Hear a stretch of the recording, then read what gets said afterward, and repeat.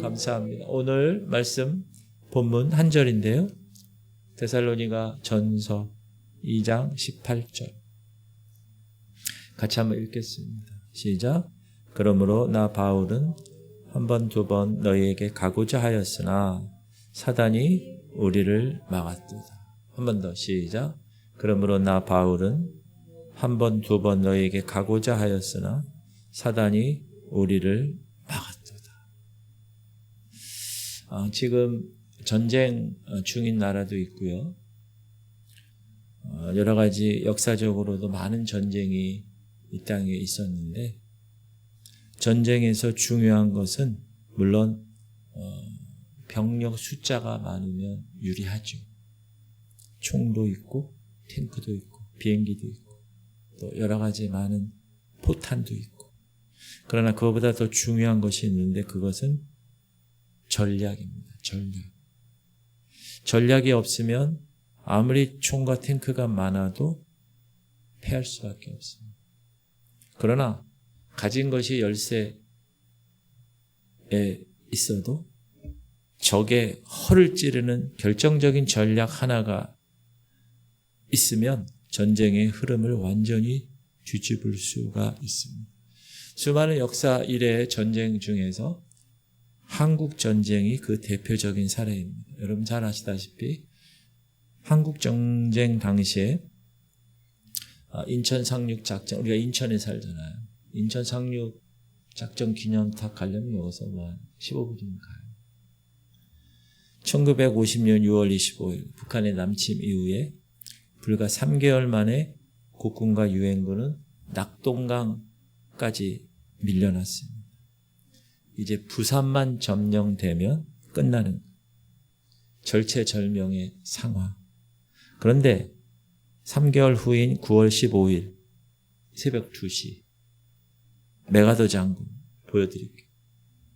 가운데 쌍안경을 갖고 바라보고 있는 우리 저기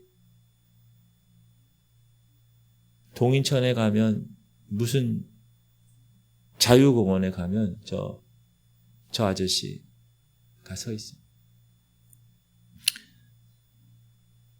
낙동강 전선에서 방어를 유지하면서 동시에 적 후방에 기습 상륙하는 양동작전을 핀 겁니다. 반대가 있었을까요? 많았어요. 이때. 그런데 그럼에도 불구하고 이 작전은 대성공을 거두었고 9.28 서울 수복 전세를 완전히 역전시켜서 황해도 평안도 이제 통일이 되는 줄 알았어요.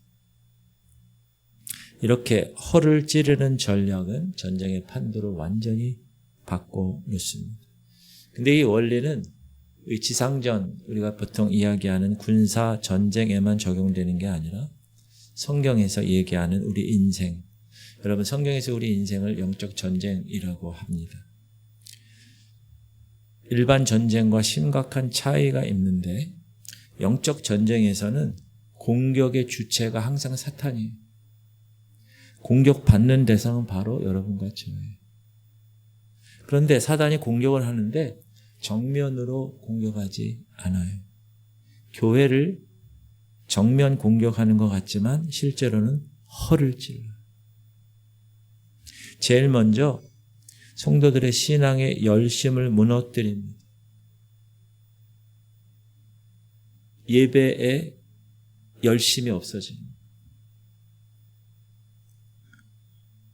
신앙의 열심을 무너뜨리는데 무너지지 않으면 관계를 공격합니다. 서로 간에, 목사 성도 간에, 성도 간의 관계를 공격해요. 깨버려.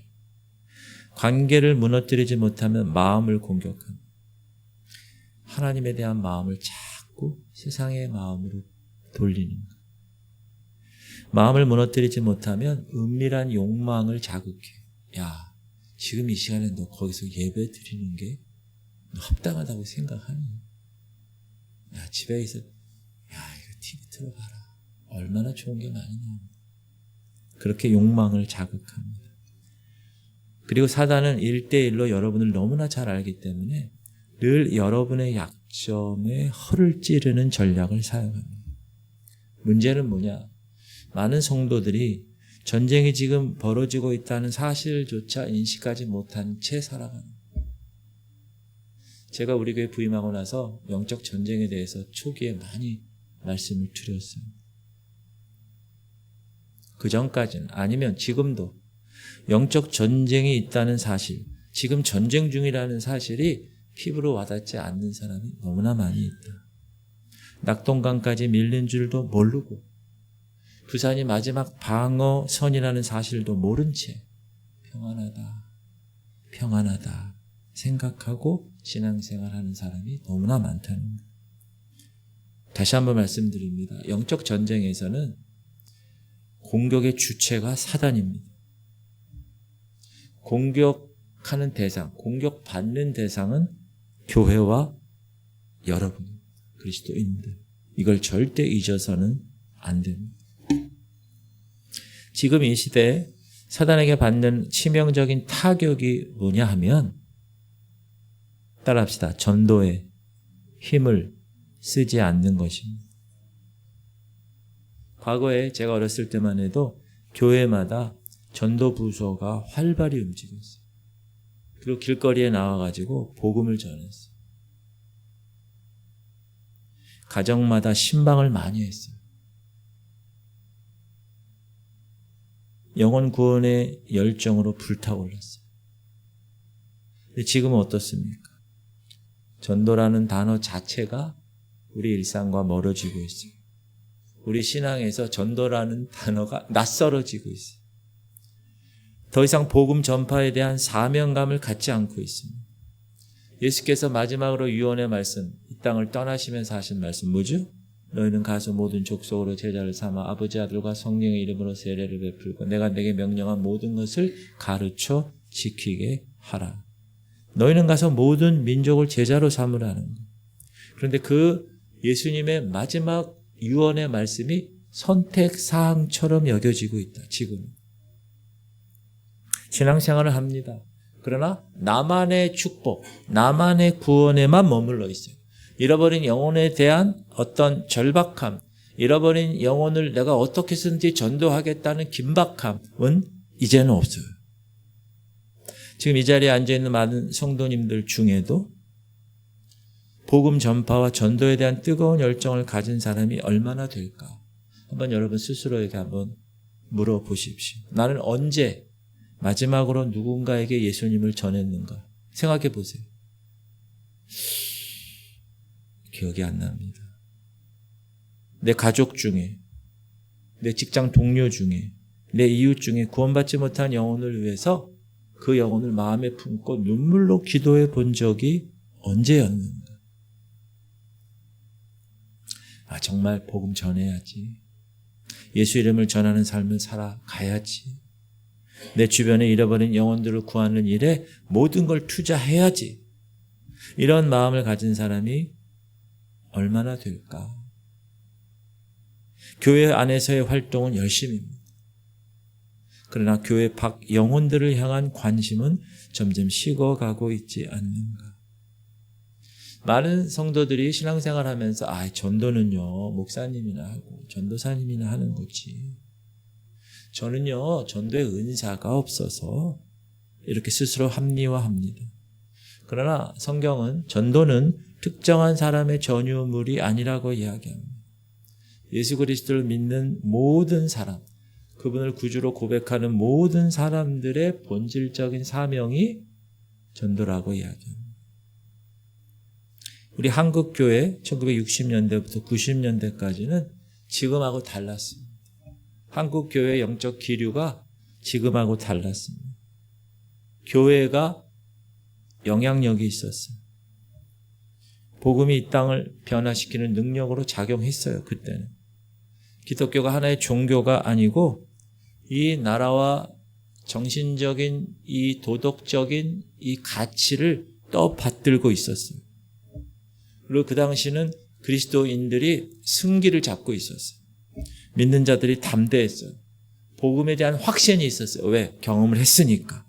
그래서 거리에 가서 증거하는 것, 직장이나 학교에서 예수 그리스도 증거하는 것, 전철역 타가지고 선포하는 것 부끄러워하지 않았습니다. 오히려 그것을 특권이라고 생각했어요. 당연한 것으로 생각했어요. 기쁨으로 여겼어요. 곳곳에 그래서 복음을 전파하러 들어갔어요. 도시에는 도시대로, 농촌은 농촌대로, 산간 벽지로, 섬마을까지 복음의 씨앗을 뿌렸어요. 전도대가 조직되어서 전국을 누볐어요. 여름에 대학생들 방학을 이용해서 농어촌 전도에 앞장섰어요.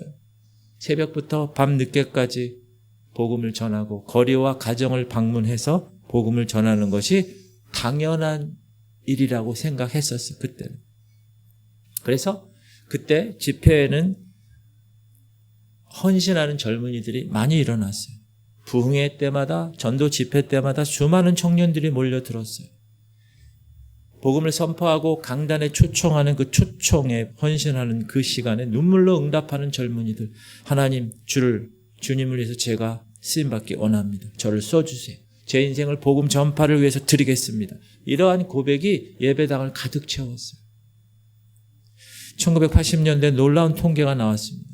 대한민국 인구 4천만 명 중에서 개신교인이 800만 명, 20%에 달한 통계가 나왔습니다. 이것은 단순한 숫자가 아니라 당시 한국교회가 얼마나 역동적으로 복음을 전파했는지를 보여주는 증거였습니다. 그래서 한국은 세계 선교 역사에서 유례없는 부흥을 경험한 나라로 모든 나라들이 인정했습니다. 그리고 여기서 그치지 않고 이 조그만 대한민국이 미국 다음으로 엄청난 숫자의 선교사를 파송하는 선교 강국이 되었습니다. 그런데 말입니다. 사단이 가만히 있질 않았어요.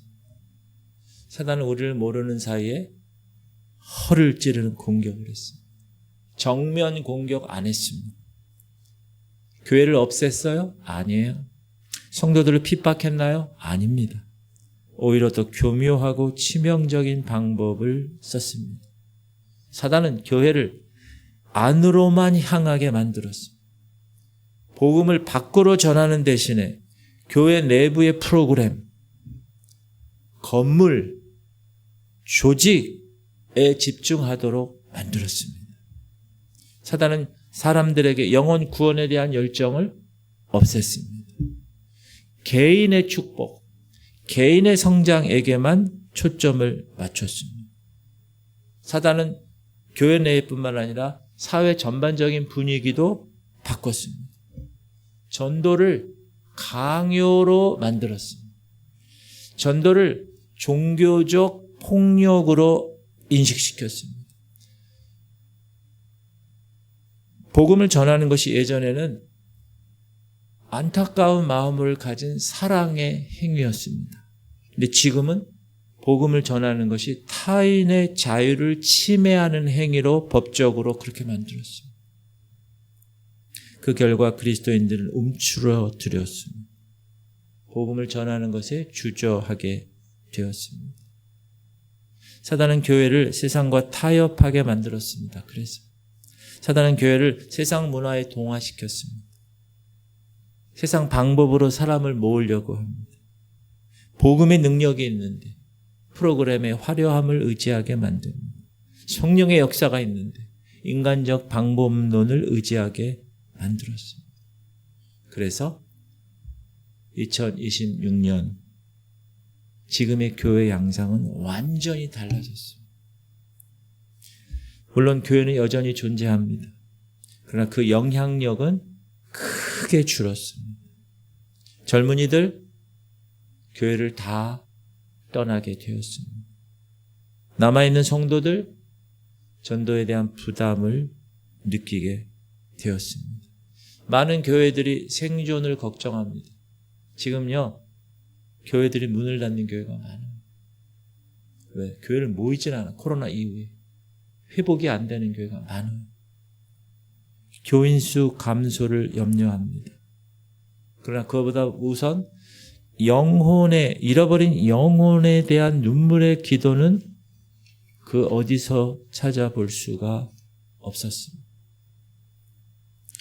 복음 전파를 하려는 마음의 불을,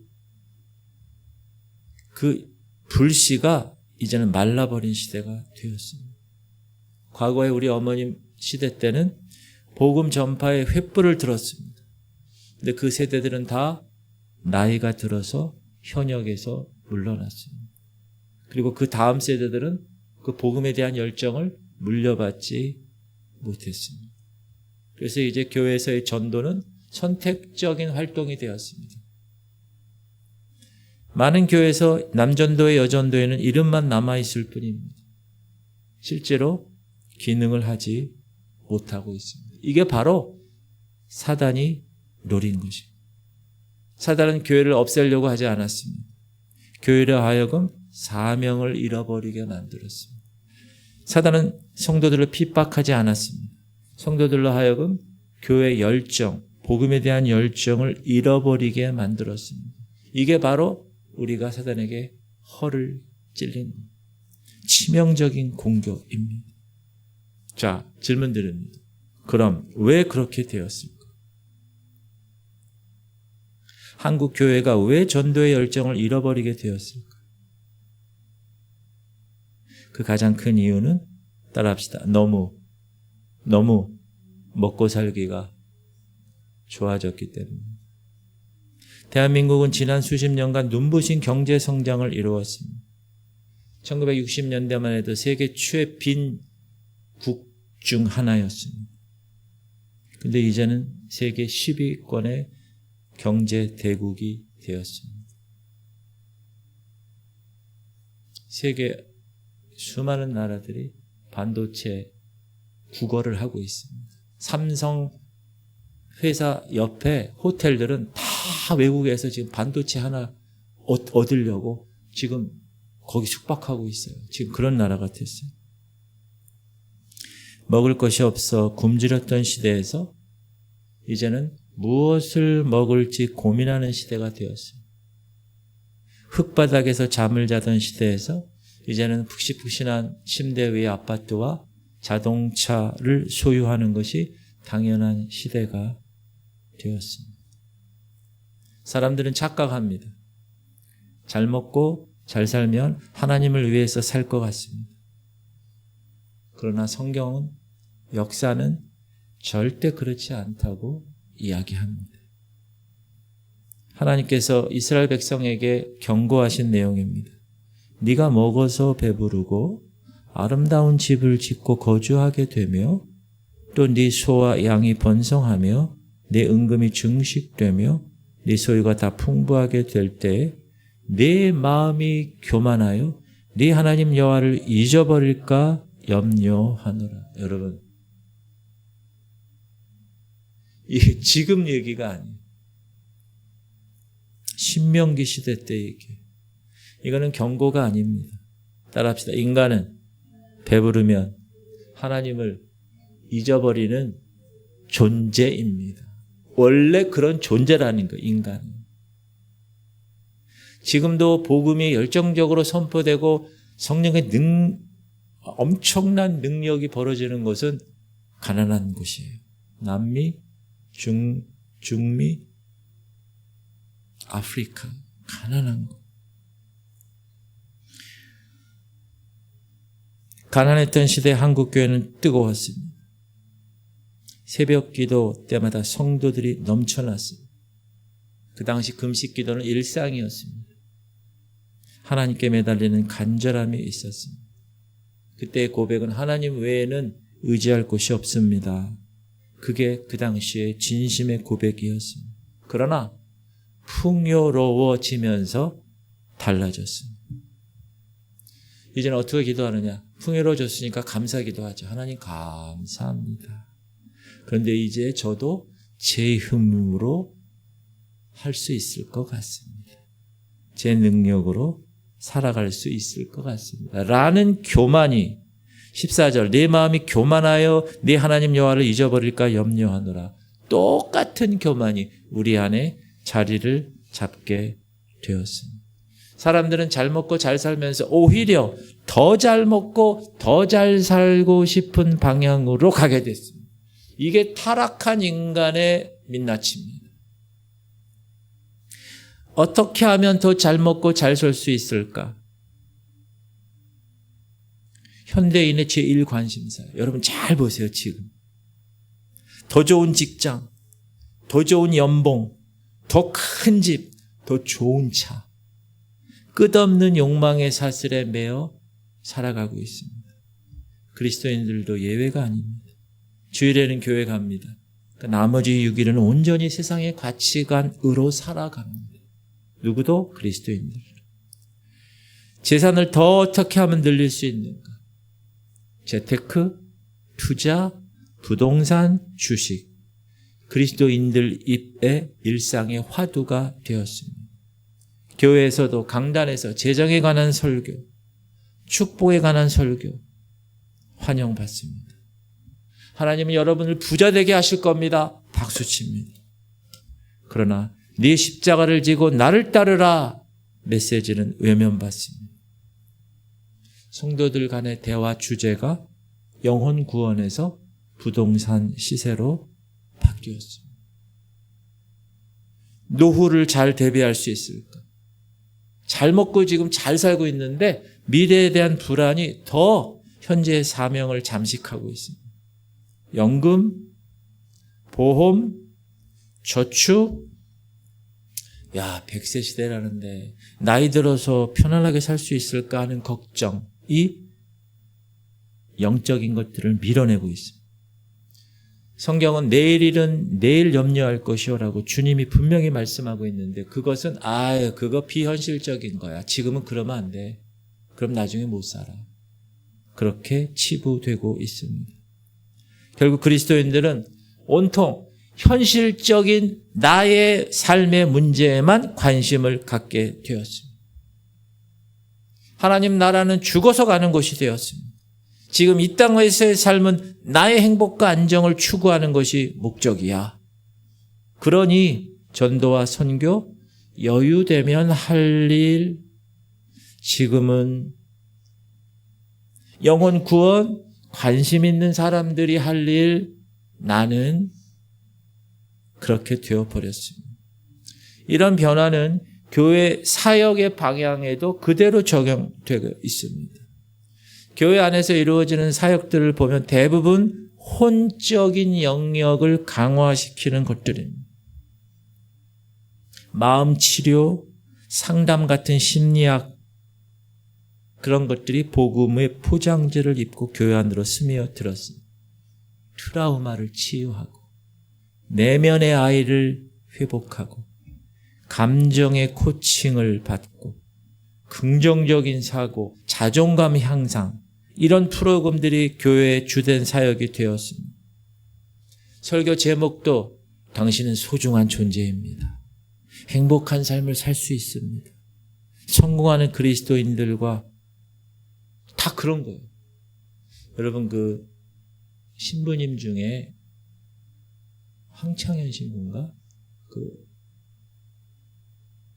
혹시 그분 아세요? 이렇게 들어본 적 있어요?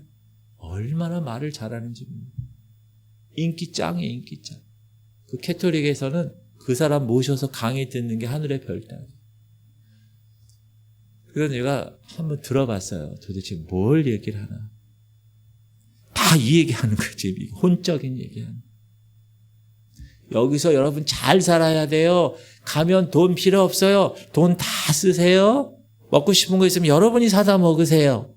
아들이 사줄 거 기대하다가는 안 사줘요. 다 그런 거.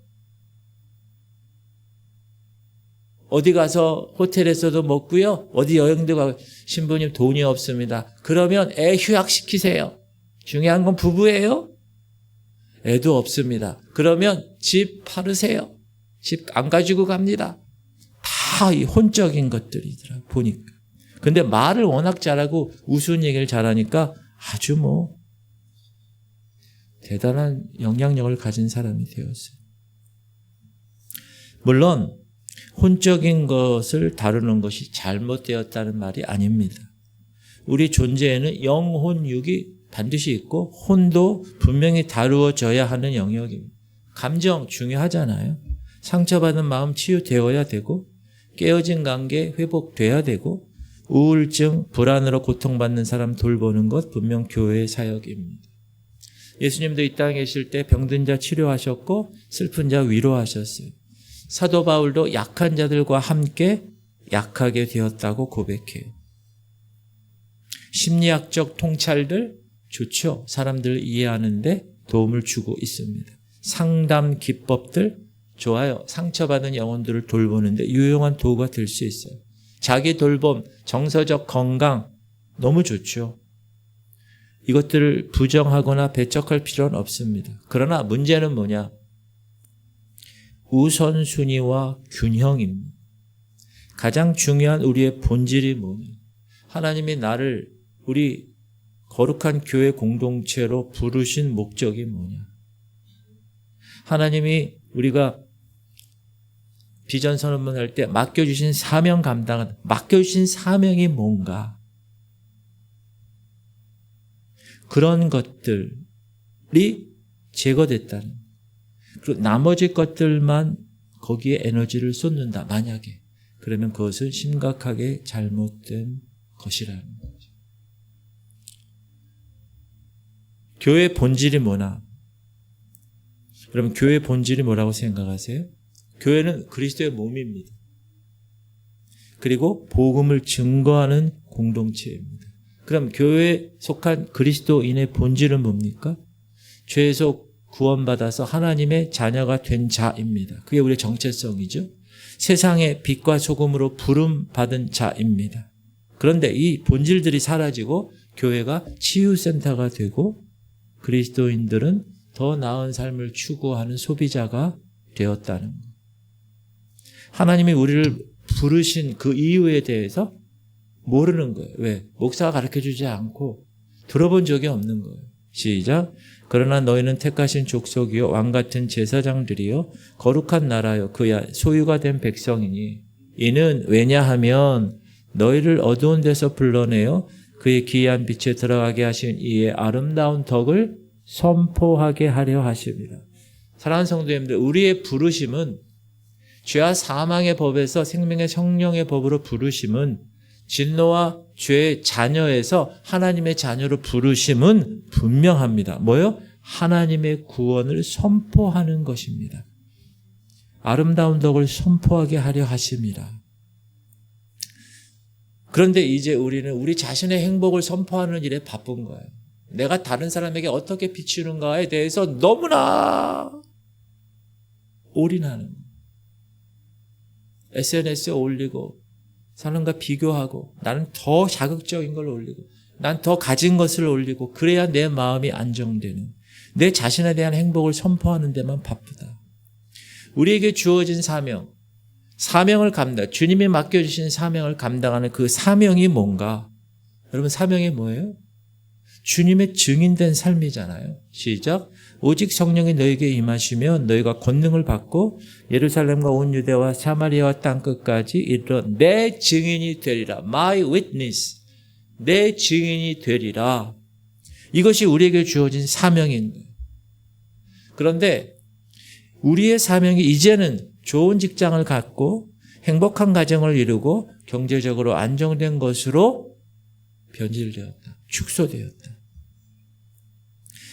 물론 교회는 치유가 일어나는 곳입니다. 그러나 그것이 전부가 아닙니다. 교회는 병원이 아닙니다. 교회는 자기개발센터가 아닙니다. 자기 성장이 물론 일어나야 됩니다. 그러나 그것이 목적이 되면 되지 않습니다. 교회는 단순합니다. 복음을 전파하는 것이고 제자를 양성하는 것이고 세상을 변화시키기 위해서 존재하는 하나님의 전초 기지가 교회입니다. 그런데 결과적으로 지금 이 시대 오늘날 많은 교회들이 균형을 잃어버렸습니다. 예배는 있는데 회개가 없습니다. 왜? 그렇게 안 가르치니까. 설교는 있는데 도전이 없습니다. 프로그램은 많은데 헌신은 없습니다. 성도는 많은 것 같은데 제자는 없습니다. 교회는 있는데 증인이 없습니다. 모임은 있는데 사명을 가진 사람이 없습니다. 교회 달력은 빼곡히 채워져 있습니다. 모임, 무슨 세미나, 무슨 캠프, 무슨 재정관리 강좌, 웰빙 프로그램. 요즘 좀 그런 교회, 큰 교회 한번 가봐요. 다 그런 거 하더라고 보니까. 그런데 전도 집회는 언제 했는지 기억이 나질 않습니다. 선교 헌신 예배는 형식적인 예배가 되었을 뿐입니다. 복음 전파를 위한 훈련, 실천 찾아보기가 어렵습니다. 성도들은 또 얼마나 바쁜지 몰라요. 교회 활동으로 일정이 가득하고 세상으로 일정이 너무나 가득합니다. 그 바쁨의 결과가 뭡니까? 내가 더 평안해지고 내가 더 내 가족이 더 행복해지고 내 삶이 더 안정되는 게 목적입니다. 물론 이건 잘못된 것은 아니에요. 그러나 이것이 전부라면 우리는 심각하게 방향을 잃어버린 것입니다. 사랑하는 성도님, 다시 질문해야 합니다. 우리 스스로에게. 우리는 왜 구원받았는가? 왜 이스라엘 백성들이 애굽의 종에서 왜 하나님이 모세를 통해서 해방시키셨을까? 안 시켜도 되는 거예요. 근데 분명히 이유가 있어서 시킨 거 아니에요? 하나님이 약속하신 그 땅에 하나님의 백성으로 들어가게 하기 위해서. 그래서 광야에서 훈련을 받게 하신 거잖아요. 우리가 왜 구원받았나? 내가 왜 교회 목사인가? 내가 왜 교회를 다니는가? 여러분, 무엇을 왜 지금 사는가? 그것에 대한 질문을 항상 하셔야 됩니다. 답은 분명하죠. 하나님의 영광을 위해서 구원받았고, 잃어버린 영혼을 구원하기 위해서 부름받았고, 하나님의 나라를 확장하는 삶을 위해서 나는 존재한다. 이게 우리의 본질이고 부르심이고 사명입니다. 물론 교회가 혼적인 부분을 돌보는 것 중요합니다. 그러나 그것이 전부가 되어서는 안 된다. 나무를 보되 숲을 잃어버려서는 안 된다. 개인을 회복시키되 교회의 사명을 잃어버려서는 안 된다. 그러므로 우리는 이제 여기 계신 분만이라도 선택해야 됩니다. 계속해서 내가 나 자신을 위한 신앙생활을 할지 아니면 정말 오늘 말씀을 듣고 본질로 돌아가서 하나님께서 우리에게 주신 사명을 감당할지 선택해야 돼. 그 선택이 한국교회의 미래를 결정하게 될 것입니다. 오늘 본문 우리가 아까 읽었는데 다시 한번 읽으면 시작. 그러므로 나 바울은 사단이 우리를 막았도다. 누가 막았다고요? 사단이 막았다. 주체가 사탄이라는. 육의 눈으로 볼 수 없는 영의 세계 안에서 실제로 일어나는 일을 지금 이야기했는데 사단이 가로막고 있다고 성경은 이야기합니다. 시작. 그 중에 이 세상의 신이 믿지 아니하는 자들의 마음을 혼미하게 하여 그리스도의 영광의 복음의 광채가 비치지 못하게 함이니 그리스도는 하나님의 형상이니라. 여기에 이 세상의 신이 있다는, 이 세상의 신, 그 존재가 누구예요? 사단이죠. 그 존재가 복음의 영광의 광채를 어떻게 해요? 비치지 못하게 한다는, 막는다는 거예요. 방해한다는 거예요. 누가? 사단이 적극적으로 만드는. 이분이 누구냐면 호주 시드니 거리에서 매일 사람들에게 복음을 전했던 평신도예요. 프랭크 제너. 저 사람이 왜 유명하냐면 28년 동안 같은 거리에서 계속 하루에 10명 전도를 한 사람. 이 사람은 목사도 아닙니다. 유명한 설교자도 아니에요. 그저 하루에 10명에게 예수님 아세요? Do you know Jesus? 그거를 묻는 거를 내가 하겠다고 결단하고 이제 평범한 성도로서 시작한 거예요. 근데 그가 이렇게 얘기하는 거예요. 제가 사람에게 그 말을 걸기 직전에는 엄청난 두려움이 옵니다. 이유를 설명할 수 없는데 처음에 시작이 너무 어렵습니다. 근데 이 사람이 평소에는 대화에 어려움을 가진 사람이 아니에요. 사업 이야기는 아주 자연스럽게 잘하는 사람이에요. 날씨 이야기도 정말 잘하는 사람이에요. 그런데 유독 예수님을 아십니까? 요 말만 꺼내려고 하면 심장이 막 빨라져. 입이 막 마르고 막 말이 나오지 않는 순간이 계속 반복되는. 왜 그럴까요? 이 세상의 신인 사단이 방해하는 거예요. 사단은 사람을 무섭게 하지 않고 복음만 막으면 되니까, 전도자의 입만 막으면 되니까. 이 프랭크 제너는 어느 날 깨달았어요. 이야, 내가 이거 복음을 거리에서 전하는 이때 이 두려워하는 거는 내가 소심해서가 아니구나. 복음이 전해지는 것을 싫어하는 영적 저항이 있구나. 그걸 깨달은 거예요. 그래서 이 사람은 전략을 바꾸기 시작했어요. 그런 생각이 오기 전에, 그걸 계산하기 전에, 그런 감정이 올라오기 전에 입을 먼저 여는 거예요. 예수님 아십니까? 그리고 빌사일삼, 내게 능력 주시는 자 안에서 내가 모든 것을 할 수 있다. 이 말씀을 항상 선포하면서 붙들면서 그렇게 전도를 한 거예요. 무려 28년 동안. 두려움이 밀려올 때 이렇게 생각한 거예요. 이거 전쟁의 신호구나. 이렇게 이해한 거예요. 야, 지금 사단이 반응하는구나. 지금 내가 복음을 선포할 때구나. 이게 깨달아진 거예요. 할렐루야. 이야. 여러분 전도하시는데 전도가 잘 돼야 안 돼요? 잘 안 되죠? 그 안 되는 이유가 뭐죠? 여러분이 소심해서 MBTI의 I 성향이니까? 아니요. 그것을 싫어하는 영적인 배후가 있다는 거예요. 복음 전파를 가로막는 세력이 있다는 거예요. 그걸 꼭 기억하셔야 돼요. 그러니까 어떻게 해야 돼요? 기도해야 돼요. 그리고 그걸 딱 타겟을 잡으면 아무 생각 없이 하는 게 아니라 계속 기도해요. 기회를 봐야 되는 거예요. 그럼 왜 사단은 복음을 싫어하는가? 보세요. 70명의 제자들을 예수님이 보내시고 다 전도하고 나서 이렇게 왔어요. 보고하는 거예요.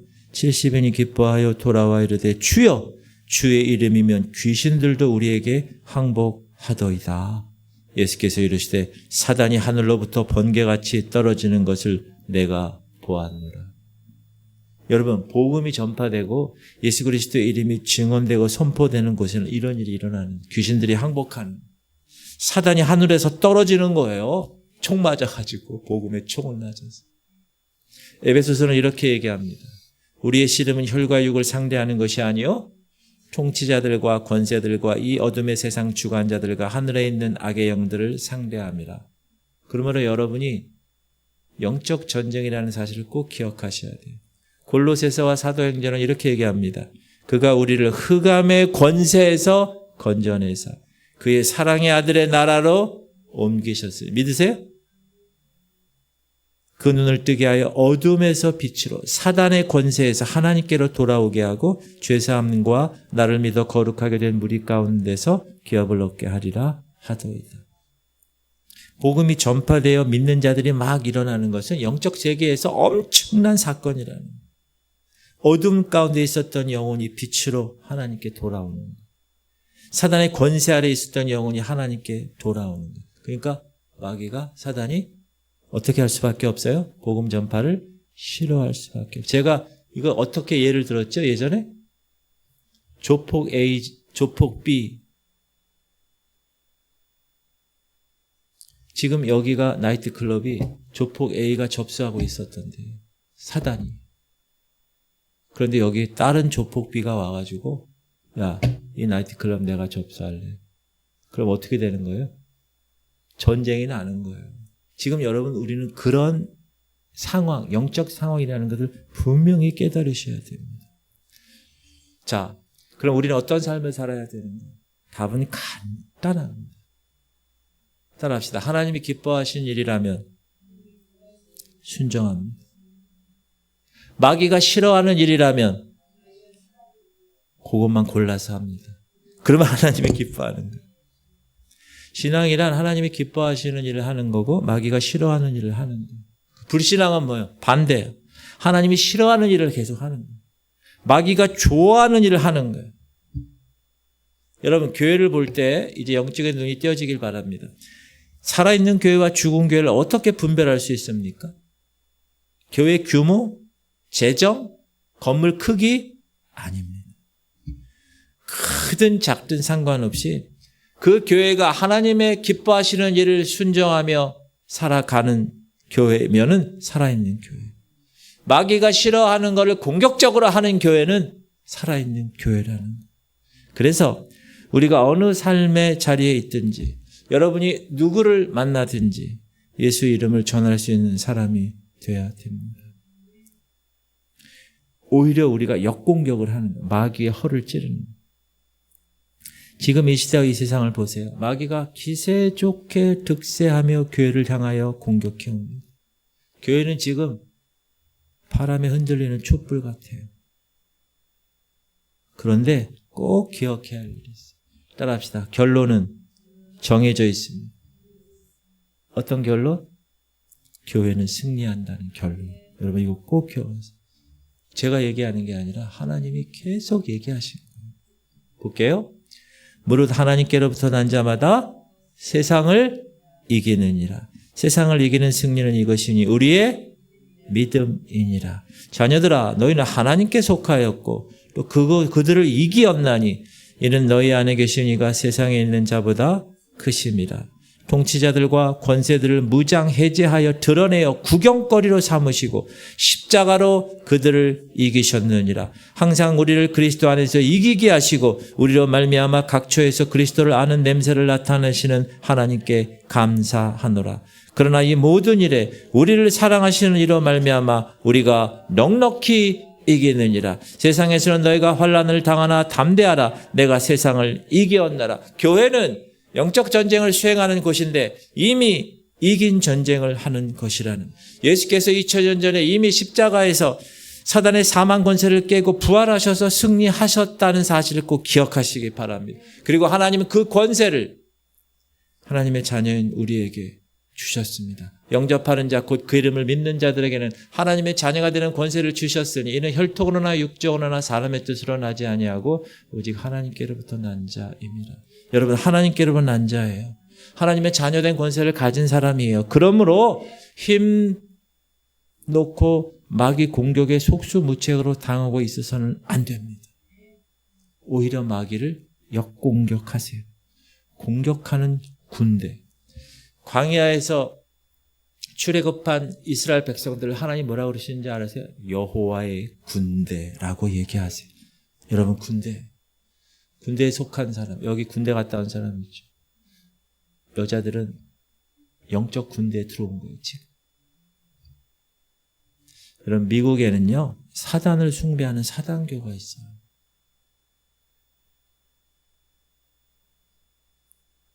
근데 저 사단교에 있는 사람 중에 존 레미레즈란 저 사람이 있어요. 생긴 게 좀 무섭게 생긴 것 같기도 하고 좀 변화된 것 같기도 하고. 거기 I was deep in witchcraft and satanism이라고 써있죠. 나는 사탄교에 아주 깊게 들어간 주술사다 이런 얘기죠. 저 사람은 미국 뉴욕 출신이고요. 25년 이상 사단 숭배를 하고 활동한 사람이에요. 쉽게 얘기하면 고수예요. 고수. 하수가 아니라. 그런데 말입니다. 이분이 예수님을 만났어요. 예수님을 만나서 회심을 한 거예요. 이 사람은 어떤 사람이냐 하면 마귀랑 직접 소통할 수 있을 정도의 영적인 것을 볼 수 있는 사람이었어요. 그런데 이 사람에게 한 여자가 찾아와요.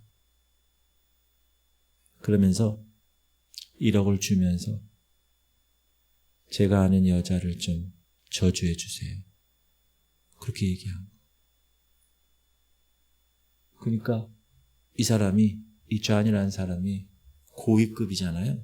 사단과 아마 소통하는 사람이잖아요. 알았다고 1억을 딱 받고 내가 저주할 사람 이름하고 한번 사진 좀 보자. 딱 해가지고 저주하려고 그러는데 갑자기 사단이 왔어요. 그리고 이야기하는 거예요. 그 여자는 저주할 수 없다. 그녀는 그리스도인이다. 그녀가 섬기는 하나님이 그녀를 손대지 말라고 했다. 하나님이 허락 안 하면 안 되는 거다. 이 사람 진짜지, 진짜. 그리고 이 존 라미레즈라는 사람은요, 계속 이야기하는 거예요. 우리는 사단 교회에 있는 사람이잖아요. 특정 사람을 공격하러 할 때 그 사람이 기도하고 있는지를 본다. 그 사람이 어떤 보호 아래에 있는지를 먼저 살핀다. 그러면서 얘기하는 거예요. 기도하지 않는 그리스도인은 공격하기가 제일 쉽다. 하지만 말씀과 기도로 무장된 사람은 영적으로 접근하기가 너무 어렵다. 왜냐하면 예수의 이름은 실제로 영적 세계에서 권세가 있기 때문이다. 갑자기 주무시다가 눈을 팍 뜨셨는데, 여러분, 마귀가 제일 싫어하는 것이 예수 이름이 증거되는 거라는 거예요. 기도하는, 말씀 묵상하고, 제가 여기 우리 교회 와가지고 계속 강조하는 거 있잖아요. 그것을 하는 사람은 사단이 힘들다고 그러잖아요.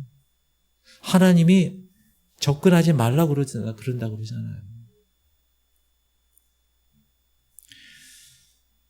우리 지구촌 성결교회는 주님이 부르신 부르심을 따라 복음을 전하는 교회임을 선포합니다. 우리 지구촌 성결교회는 복음을 전파하는 일에 최선을 다하는, 하나님 보시기에 최고의 가치를 수행하는 최고의 교회가 되어야 됩니다. 여러분에게 진지하게 제가 여쭤보겠습니다. 여러분, 남은 인생을 어떻게 살아야 될까요? 여러분, 우리가 주어진 시간은요, 한정되어 있습니다. 우리가 아무리 잘 살아도, 많이 살아도, 오래 살아도 우리 인생은 안개와 같죠. 여러분, 지난 10년, 20년 얼마나 빠르게 지나갔어요. 제가 아내랑 아까 오면서 새벽에 있는가? 우리가 결혼한 지 아까 오다가 수요 예배 때군요. 결혼한 지 30년이 넘었네. 저는 엊그제 만나서 이뻐서 결혼한 줄 알았는데 30년이 넘고 31년째. 아내가 저를 만난 지가 33년? 33년째. 근데 얼마나 빨리 지나갔어요. 어제 일처럼 느껴지지 않나요? 그렇다면 여러분, 앞으로 10년, 20년, 30년도 마찬가지예요. 순식간에 지나갈 거예요. 그러면 이 짧고 소중한 시간을 어떻게 사용해야 될까요? 나중에 여러분, 인생의 황혼기에 딱 접어들면 이렇게 생각하는 거예요. 아휴, 내가 왜 이렇게 쓸데없는 것들에 시간 낭비했을까? 왜 제일 중요한 거에 내가 집중하지 못했을까? 여러분, 이런 후회하면서 인생을 마감하고 싶으세요? 아니죠. 그러기 위해서는 선명하고 뚜렷하게 사셔야 됩니다. 따라합시다. 선명하고 뚜렷하게 살자.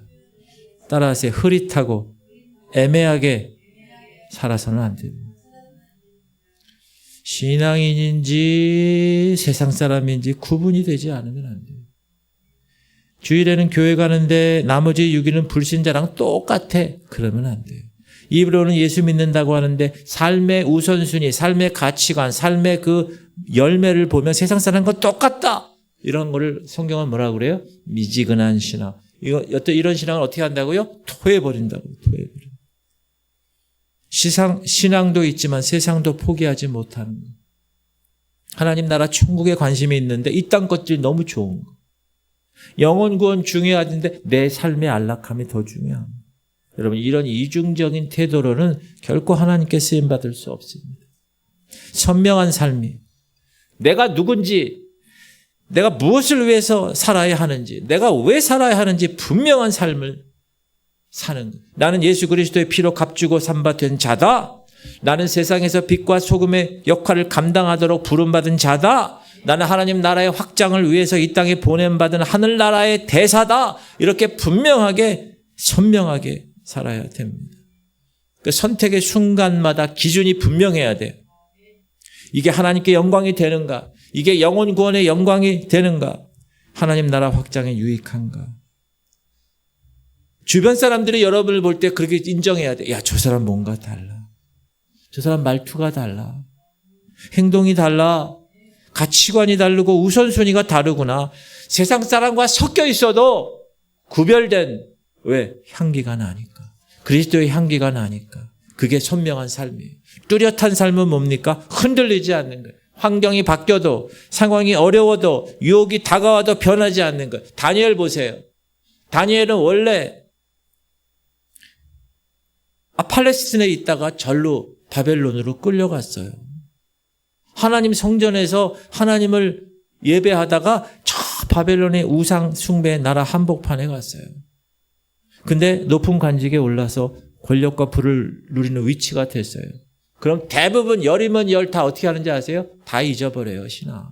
그리고 지금 바벨론의 시대에서 거기서 돈 잘 벌고 편안하게 잘 살아요. 그러나 다니엘은 그러지 않았어요. 그의 신앙은 흔들리지 않았어요. 하루 3번 예루살렘을 향하여서 기도하는 것을 멈추지 않았어요.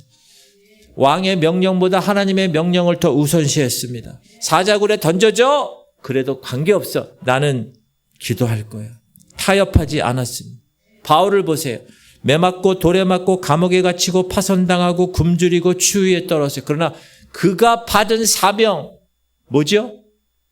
이방인을 위한 복음 전파. 내가 복음을 부끄러워하지 아니하노니 이 복음은 모든 믿는 자에게 구원을 주시는 하나님의 능력이 됨이라 세속 선포했습니다. 뚜렷한 삶이란 삶이 한결같은 삶이에요. 순풍이 불거나 역풍이 불거나 관계없어요. 형통할 때나 어려울 때나 관계없어요. 칭찬받을 때나 비난받을 때나 변함없이 주님을 따르는 삶이에요. 성도들 가운데서도 보면 너무 흔들리는 사람이 많아요. 어떤 때는 할렐루야 막 이러다가 어떤 때는 막 이렇게. 주님이 맡겨주신 사명은 오직 하나, 복음 전도라는 사실 꼭 기억하시길 바랍니다. 이건 선택사항이 아니에요. 이거는 필수예요. 이거는 하나님이 제안해서 야 옵션으로 좀 네가 한번 선택해봐. 그게 아니에요. 이건 명령이에요. 명령. 모든 족속을 제자로 삼아라. 그리고 그 족속을 제자로 삼는 그 일을 하는 데 있어서 선봉으로 쓰는 게 교회 공동체입니다. 교회가 왜 존재하나요? 건물 유지하기 위해서? 프로그램 운영하기 위해서? 성도들 친목 도모하기 위해서? 아닙니다.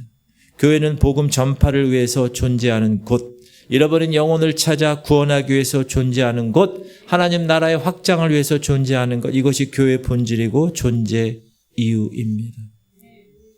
내가 복음을 전할지라도 자랑할 것이 없으면 내가 부득불할 일임이니라. 만일 복음을 전하지 아니하면 내게 화가 있어. 부득불할 일이라고 바울은 해요. 부득불할 일. 복음 전도는 선택사항이 아니라 하고 싶진 않은데 그냥 그래도 해야 되니까 하는 일이야. 이렇게 얘기하는 거예요. 왜? 하지 않으면 화가 나한테 있을지 몰라. 그런 절박한 마음을 가지고. 사랑하는 성도님들, 이런 절박함을 가지시기 바랍니다. 잘 먹고 잘 사는 게 결코 좋은 게 아니거든요. 우리나라를 보면. 청년들은 없어요, 이제. 내가 복음을 전하지 않으면 누가 복음을 전할까? 내가 전하지 않으면 내 주변에 잃어버린 영혼들은 어떻게 되는가? 이 사람을 볼 때 극렬한 마음을 막 하나님이 주시게끔 기도하셔야 돼요. 소망이 우리를 부끄러워하지 아니하면 하나님이 주시는 성령으로 말미암아 하나님의 사랑이 우리에게 부은 바 되었으니. 여러분, 저는요 극렬한 마음이 없어요. 저는요 핑계라는 거예요. 왜? 우리에게 주시는 성령으로 말미암아 하나님의 사랑이 우리에게 부은 바 된 사람은 그 누구를 보더라도 긍휼히 여길 수밖에 없어요. 저 사람 지옥 가는데. 내 남편 지옥 가는데. 그런 긍휼한 마음이 만약에 없으면 여러분 기도하셔야 돼요. 하나님 긍휼한 마음을 허락하여 주옵소서. 하나님이 분명히 로마서 5장 5절에 제가 그 코리 여사 코리템붐 여사 예를 들었잖아요. 자기 언니를 죽이고 자기를 감옥에서 그렇게 힘들게 했던 그 게슈타포. 그를 용서할 수 있는가? 용서할 수 없죠, 인간적으로. 근데 하나님이 로마서 5장 5절의 말씀, 우리에게 주시는 성령으로 말미암아 하나님의 사랑이 나에게 부은 바 되어 나는 할 수 없지만 하나님의 사랑으로 내가 그를 용서하겠습니다. 할렐루야.